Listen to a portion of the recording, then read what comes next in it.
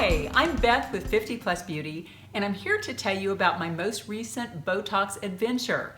And this time it was an adventure. Normally it goes very effortlessly, everything is easy and just as planned. You know, you have a little bit of a mosquito look for about 10 minutes and then you're fine. Well, unfortunately, this time I had a bad Botox experience.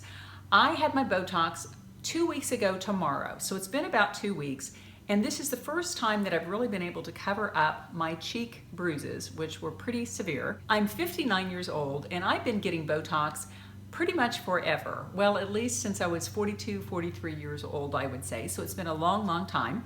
And when you start out Botox, you get it every 3 to 4 months because it wears off pretty quickly. But after having used it for so many years, I can go about every 6 months before I need a new Botox refresher, which is very nice. And some people kind of misunderstand Botox. Some people think that Botox is a filler or you can have it all over your face and it will take away all your wrinkles, but that's not really how it works. What Botox does, it's botulism toxin. They inject it at various points in your face and it basically relaxes the muscles to where they can't work.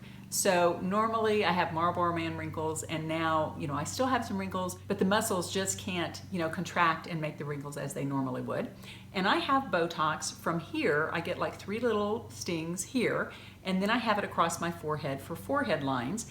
And I will tell you that when I was 42 or 43 years old, I had hugely deep forehead wrinkles because whenever I talk, I can't even do it now because of the Botox, I would lift up my eyebrows, so I was etching deep wrinkles into my forehead.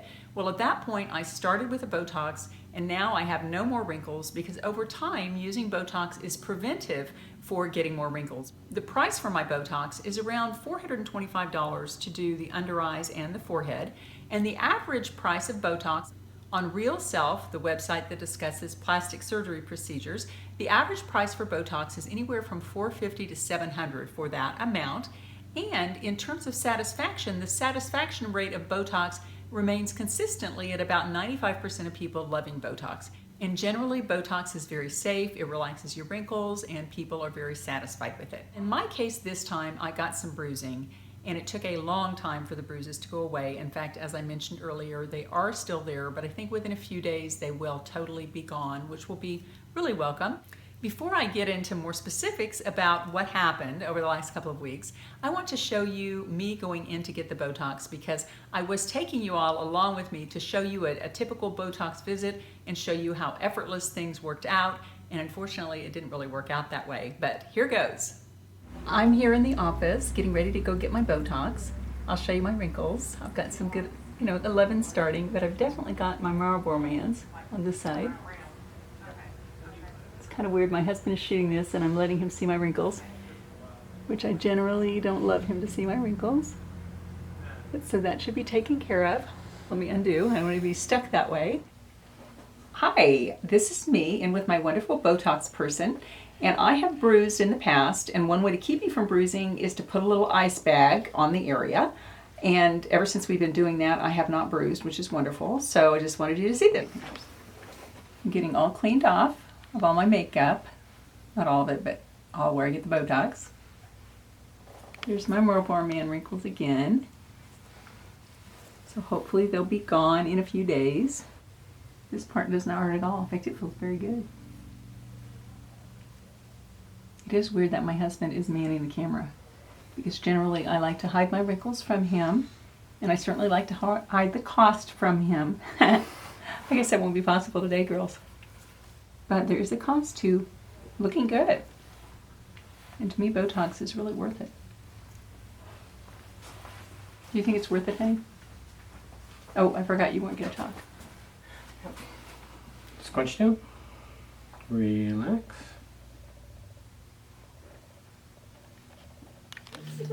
Hands up, relax, up, and relax. Okay. Yay. Okay. It doesn't hurt. But it is weird because you can hear it going in. It's just like click, click. Last one.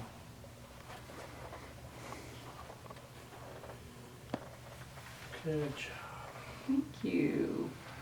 Eyebrows up. Squinch down. Up. Squinch down. Perfect. Yay. We're done.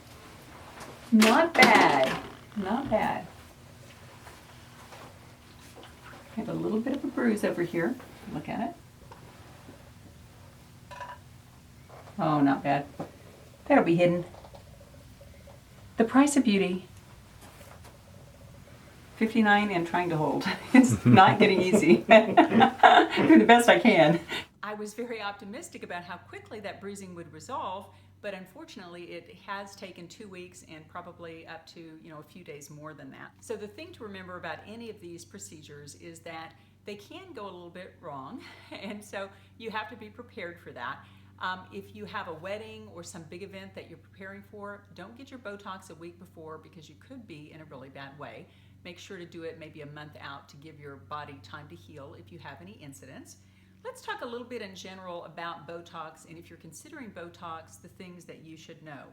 First, it's very important to check the reviews of the person that is giving you your Botox. It's always good, if possible, to go to a plastic surgeon who is board certified. It's also good to ask how long they've been treating people with Botox. 5 years or more is always a good thing. Also, you might ask them about how many patients they do a week and how many of those patients keep coming back, because that's something else that's important to know. And also, at our age, it's likely that you have some friends who are using Botox. If so, you might ask them for a recommendation of their provider. Once you're in the room with the Botox provider, there's some other things that are important. The first is to ask to see the bottle. And you have a right as a patient to ask. And the reason you want to see that Botox bottle is to make sure of what the product is exactly. Are they using Botox, or are they using Dysport or something like that? Dysport is a little bit less expensive, and sometimes the provider won't tell you that. If you're okay with Dysport, that's one thing. I happen to have used it in the past and I did not like it. I felt like, for some reason, and there's no scientific research to back this up, but I felt like it caused my under eyes to become more hollow, and it almost looked like some of the fat was dissolving under my eyes. I know that's strange, but I would never use Dysport again. So I always do ask to see the bottle and make sure that it's Botox. Another thing that's important to ask your provider is, what is his or her hydration rate for the Botox? Botox comes into the clinic as a freeze-dried substance, and the clinician has to mix the Botox granules with saline solution. And the hydration rate means basically how much is that Botox being watered down. Some providers who want to make a lot of money can hydrate that at 4 or 5 times the amount of saline for the amount of Botox. My provider does about a 1.5 to 1 hydration rate. In other words, for every 1 unit of Botox, he uses 1.5 times the amount of saline, which is a very good hydration rate. Another question to ask is, when was that Botox bottle hydrated? In other words, how long has the bottle had the saline solution in it? Because Botox has a shelf life of about 24 hours. That doesn't mean that if you wait 2 days and get kind of old Botox that it's not going to work, but it's kind of like milk on a shelf. Would you rather have milk that was a day old or 2 days old? Over time, Botox loses its effectiveness, so it's important to know how long that Botox has been hydrated. That's also why in many cases clinicians will have a Botox Friday or a Botox Tuesday, something like that, because they want to get all the patients in when they have that Botox bottle hydrated. That's the reason for that. Right. Now you might want to know, especially since I had the interesting experience, and I'll go ahead and show you some still pictures of my bruises, which were not very attractive. That was how I looked a whole week after having had Botox. And even with makeup, I had a hard time covering the Botox bruises with makeup. I did learn a very good concealer to use. It's actually a color corrector. It's the Hard Candy Color Corrector Kit. I think it's about $4 and it has 4 different colors in it. And I never knew color correctors were so useful until this week with Botox. Because before I got the color corrector, no amount of makeup would really cover up the black bruises that I had. And in fact, my face looked like I had like mold, like I was molding under my skin. It was very gross and not too much fun to deal with. Some of the other complications you can have with Botox include what they call a frozen face. And we've probably all seen people on TV who had too much Botox and they can hardly move their face. And really that is not all that serious. Aesthetically, it's really embarrassing and bad. But over time, the Botox wears off and everything goes back to normal, which is good. Another thing that can happen is Spock Eyebrows. And I actually had that once where I kind of looked like this. And it looked absolutely terrible. I looked like plastic surgery victim. It was really not a good look. And what had happened is I had gone to a different Botox provider and she said, would you like to have arched eyebrows? And that is a great thing. Of course, you know, I've got this really straight eyebrows. I thought, oh yes, of course, I would love to have gorgeous arched eyebrows. My sister has them, and I thought, oh, I want them. Well, unfortunately, what she does is she puts Botox here to where this part of your eyebrow goes down, and Botox here to where this part goes down, and no Botox right above, so this part of your eyebrow stays up. And I just looked weird. I looked Spock-like and like Miss Plastic Surgery. It was not a good look. And again, the cure for that is just to wait until it wears off. Also, my mother had the opposite problem, and that's the third thing that can happen is a droopy eyebrow. My poor mother, she got Botox once in her life, and this was probably 10 or 15 years ago, but she got the Botox, and basically what happened is her eyelids were like this, and it was so bad that I could not stop from laughing when I looked at her, and I knew how mean that was, and it was just so hard because she just looked absolutely terrible, and she never ever did get Botox ever again.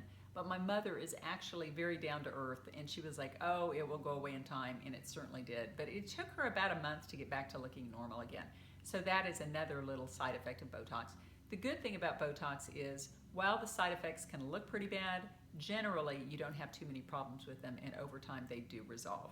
Now here's my before picture. So you can see that I had some wrinkles under my eyes, and I could wrinkle my forehead somewhat. But here's the after, and it does not totally obliterate the wrinkles, but they're a lot softer, and I cannot even raise my eyebrows at all, which I know that's a strange thing, but that's what you want with Botox. So it worked out pretty well. Well, that was my story of what happened with my most recent Botox visit.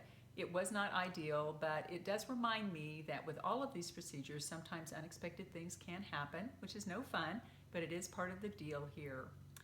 Well, I guess that's really all I have for you today, but if you're not a subscriber already, please subscribe, and you can do that down here by clicking that little subscribe button down to the left. If you click the little bell when you subscribe, YouTube will send you an email every time I post a video. And if you could give me a thumbs up as you leave, I would so much appreciate that. I'm not quite sure why that helps, but it does help. And if you have any questions about anything or would like to make a comment, I would love to hear from you, and the comment box is just below the video. Well, I guess that's all I have for you today. I hope you'll be happy, confident, beautiful, and enjoy your day today. Make it a great one.